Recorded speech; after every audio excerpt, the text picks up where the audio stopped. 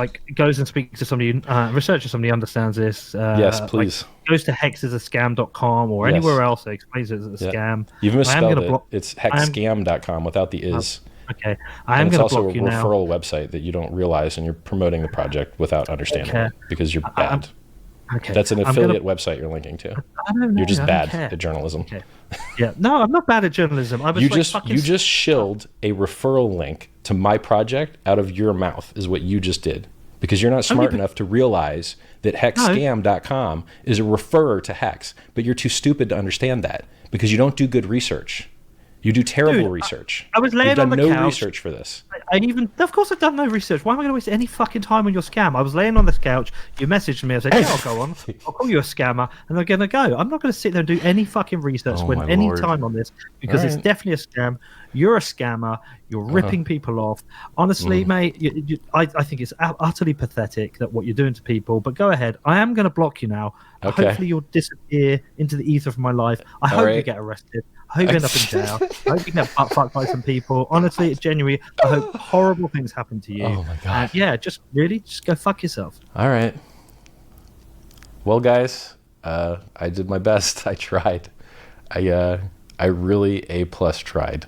I did not expect that. Peter's a journalist. He does interviews full time.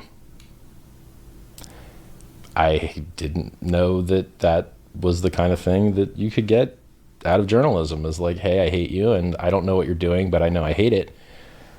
And I hope that you go to jail and I hope that no one participates, but I don't understand. So I guess what I'll try and do is, here's what I'll try and do. Since Peter won't present his argument well, I will present Peter's argument for him in a light that I think is the best that he would like. And then hopefully that educates people. People get ripped off all the time. They get giant promises, and then the promises don't come true, and then they lose a lot of money. Or they participate in things that are volatile, promises or not, like the S&P 500, or like trading, or like anything. And the prices go up, and the prices go down. And if you have a low time preference, and you want to get in and get out quickly, it multiplies the house advantage against you, and you end up buying the top and selling the bottom, and then having to chase the market back higher. Because in general, since they keep printing money forever, the printing presses keep running, everything goes up in value that they don't just keep printing, and at least has static demand or increasing demand. New people are born, the population of the planet keeps going up, which tends to increase demand for things because there's more people. So do people lose money on the stock market? Yes. Is the stock market still very, very useful? Yes. Do people lose money in crypto? Yes. Is crypto still very useful? Not as much as I'd like to see, but someone has to make it more useful. Someone has to make it a better user experience. Someone has to try and reduce the volatility. So the things that, he read an email from someone who wanted to kill themselves because they traded and or I guess just spot traded Bitcoin, like went long and then, I don't know, sold the bottom or something, or just considered their paper money real money and then felt poor at the bottom. Well, he still promotes Bitcoin, still owns it, even though it drops 85% every 3 years. So at what point would he understand that you have to tell people the truth about that? Like, yes, these things are volatile, and they're very likely to go up more than you think and very likely to go down more than you think. And a lot of people lose a lot of money, and a lot of people make a lot of life-changing wealth. And it really just matters at what point on the chart you bought and sold. And it's like that for everything. You could have bought Amazon, you could have bought Apple, or you could have shorted them. And if you shorted them, you were ultra destroyed, unless it was just a very small window, because in general, they go up higher, right? So I tell you the truth. I show you the chart. I show you cryptocurrencies often go up tens of thousands of X, which is hundreds of thousands of %. And it's insane and it's crazy, but it is reality, is what they do. This is not an opinion of mine.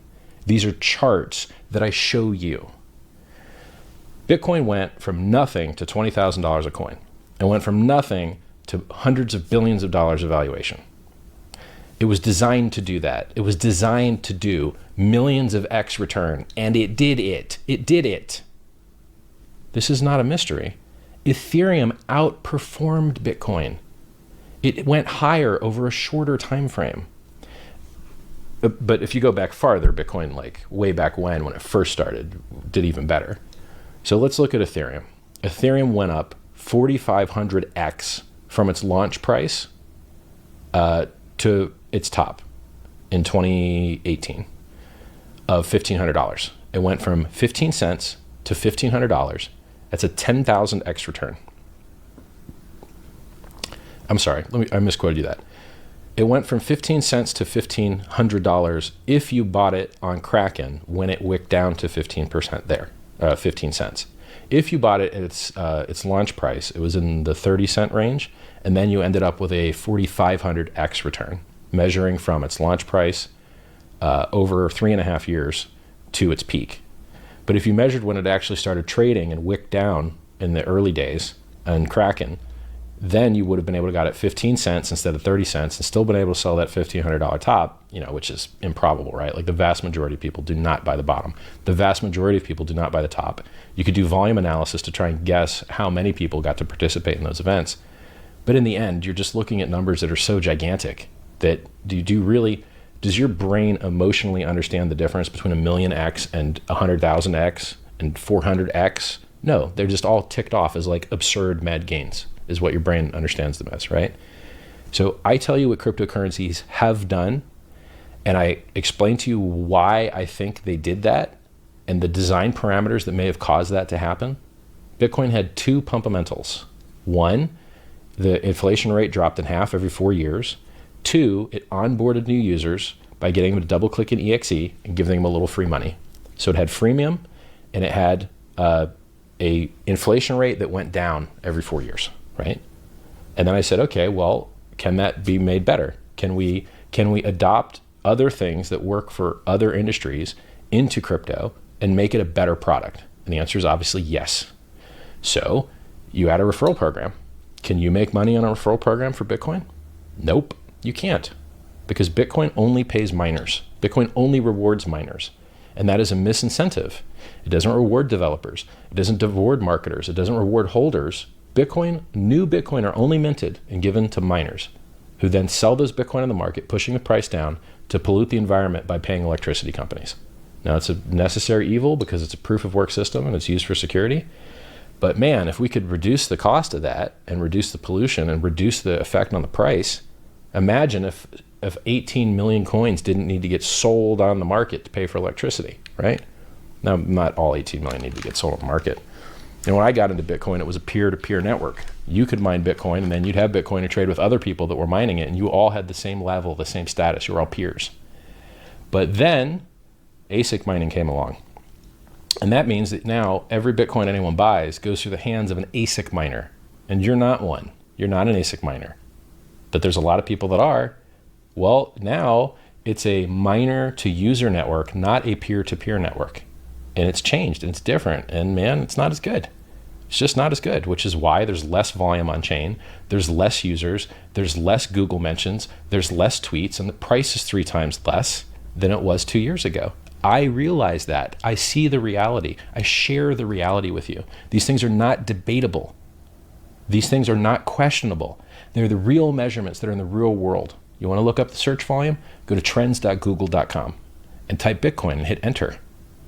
Very obvious what's going on. It's not hard. Do you want to see the price? Go to tradingview.com and type BTC USD. Choose the exchange you like. I think Bitstamp's a nice exchange to look at price because they don't have margin, which means they have less wicks, right? Which gives you a cleaner chart with, a little bit less volatility than some of the margin houses where you get liquidation wicks where there's a lot of extra volatility that makes it harder to draw trend lines. So I educate you, I teach you, I show you the facts.